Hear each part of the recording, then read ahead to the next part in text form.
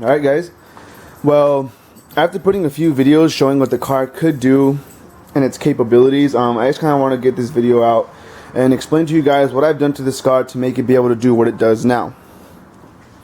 Let me just show it to you for real quick. This is the car. That's what it looks like now. You can see a bunch of drift damage. My dog. A bunch of little GoPro stickies all over the place. Alright, since we're back here, I guess we're going to start back here. So, back here there's not really much I could talk about. It's at the exhaust. It's a 2.5 inch straight pipe, all the way back from the headers. So, and then the headers are no name, so it's just basically a free-flowing system as of now. I wonder if it's open. Cool. Alright, so back here, as you can see, I have the stock wheels on, and I have under the wheels, it's just the Eibach lowering springs, and I plan on changing those out, just because I want more adjustability on the height and on the right stiffness. But as of now, these are cool because they have good enough stiffness. And then back here, also something I want to talk about, it's a dual system back here on most Lexuses and luxury cars of this sort, I guess. It has the drum brake and it has a caliper brake. So this is the handbrake, the e-brake, is controlling like solely of the drum brake, and then the pedal brakes, that's when you get back if you're in the calipers. So it's a dual system. There's different ways to bypass it. So you could just make it so it's the front and the back of the car are separate. So it would be the front of the car would be just the pedal brake, and then the front rotors and calipers would be controlled by that, and the back would be completely separate from the pedal, and it would be just the e-brake. But I don't want to do that. For now, this is fine. Eventually, I could go to the dual caliper system. So a dual caliper would be 2 calipers in each side of the back, and it would be four-wheel control on the pedals, and then just the 2 rear ones on the e-brake, which is something I plan on doing, but not right now because it's kind of expensive.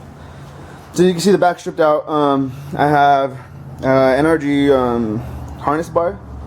I needed that because I used to have it connected down here, but that was kind of a weird angle, and it would tighten weird, and it would just pull on your torso a little weird. But yeah, that's it back here. And the front also is mostly stripped out except like the dash and then the headlining and stuff like that.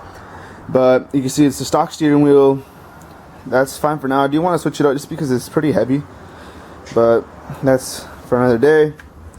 I do have a Bride bucket seat. It's reclinable. It has a Corbu Racing seat, harnesses. So that's pretty good. Keeps me down. And actually, a bucket seat, it's one of the best investments you can make in your drift car, especially if you have stock seats like that one over there, where you can slide around and it doesn't keep you in space in the same spot. I would catch myself supporting myself and gaining leverage on the e-brake. So when I would go around the corner, I'd be pulling on the e-brake without even wanting to, which is bad. So I invested in this. I have a Hurst pistol grip shift knob just because it's weighted and it feels good in my hands and it looks pretty cool. Normal e-brake, like I said, is nothing modified about it. It's a stock one and it locks up pretty well. Helmet. What else? Alright, let's go to the front.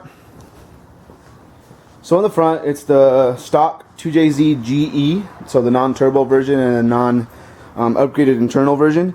It makes about 215 horsepower. I'm not sure what it makes right now, and I'm not going to make any estimations, so I'm just going to say it's stock, even if it has the exhaust system modified in the intake or whatever. I'm going to say it's 215 horsepower, 15 horsepower right now, 215.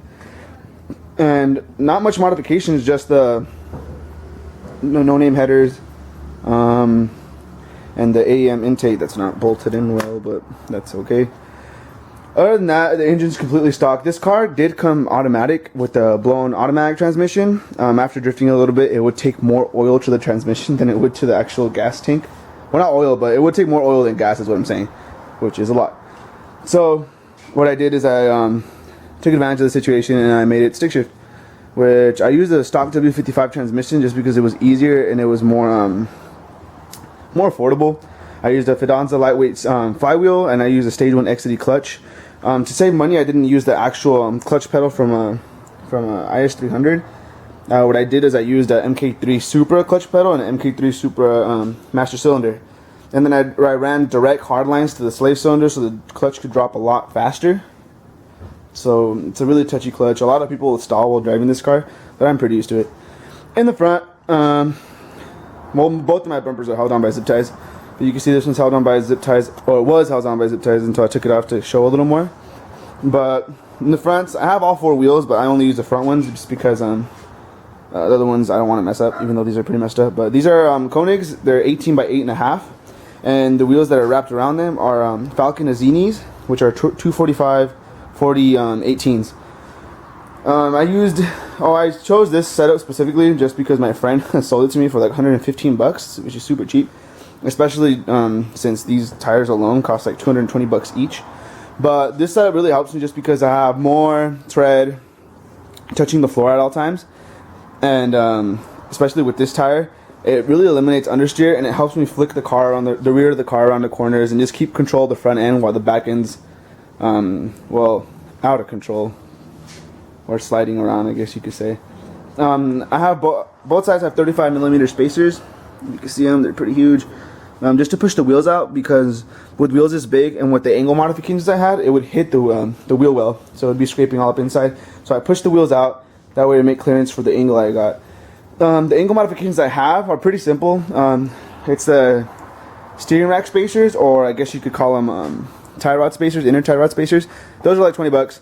And also I got the lower ball joints modified. And I'm pretty sure you can't see them. No, you cannot. Well, when I got those modified, they were shortened. That way they're just quicker to turn, quicker to return, and a more angle, of course. Other than that, that's pretty much everything I have done to this car. There's not too many, I guess, extreme modifications I've done. Power-wise, it's the same. Looks, it's basically the same, except the fenders. The fenders I had to hack up so I could fit the wheels in there and not scrape all crazy.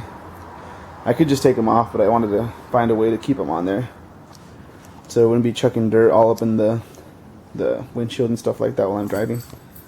Guys, well, that's the video for today. I just wanted to let you guys know what my car had, because I know that's what I used to wonder when I started drifting. I'd look up different videos, I'd ask different questions just to see what I needed to start. Because like I said before, I thought you needed this huge bank account and this huge amount of drift spares and this huge amount of power in your car to be able to slide it. But that's not true. You can do it with what you have usually, and that's all you really need.